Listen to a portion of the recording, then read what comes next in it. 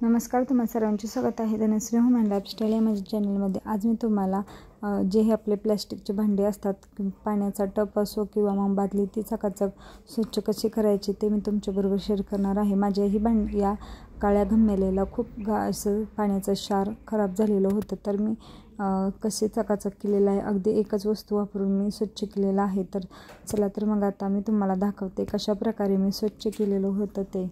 पहा, माझं हे पाण्याचं प्लॅस्टिकचं घमेलं आहे, तर ते कशा प्रकारे खराब झालेलं आहे। तर त्यासाठी मी ते हार्पिक घेतलेलं आहे। फक्त हार्पिकनेच आपण हे खराब झालेलं प्लॅस्टिकचे भांडे असेल, पाण्याचा बादली असेल किंवा मग घमेलं अशा प्रकारे स्वच्छ करणार आहोत। तुम्हाला जर ॲलर्जी असेल तर तुम्ही ते हँड ग्लोव्ज घालू शकता, पण मला ॲलर्जी नाही, तर मी अशा प्रकारे ब्रशच्या साहाय्याने सर्व लावून घेणार आहे। तुमची जर स्किन सेन्सिटिव्ह किंवा नाजूक असेल, तुम्हाला ॲलर्जी असेल, तर तुम्ही हँड ग्लोव्ज वापरून मगच स्वच्छता करा।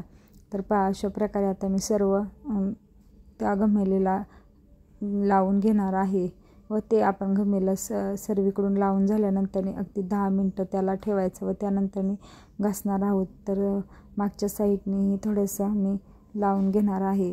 आठवड्यातून एकदा किंवा मग तुम्ही महिन्यातून एकदा जरी अशा प्रकारे घासले तर खूप चकाचक असं निघेल। तर इथे मी तारेची घासण घेतलेली आहे, तुम्ही इथे सॉफ्ट घासणही वापरू शकता। थोडंसं साबण लावून मी घासून घेतलेलं आहे, खूप चकाचक असं निघतं। अगदी कमी मेहनतीमध्ये हे पाण्याचे खारे जे डाग पडलेले असतात तर ते निघून जातात। तर अशा प्रकारे मी तुम्हाला थोडं फास्ट दाखवलेलं आहे, कारण व्हिडिओ खूप मोठा होतो, तर अगदी कमी मेहनतीमध्ये आपण हे चकाचक असे करू शकतो।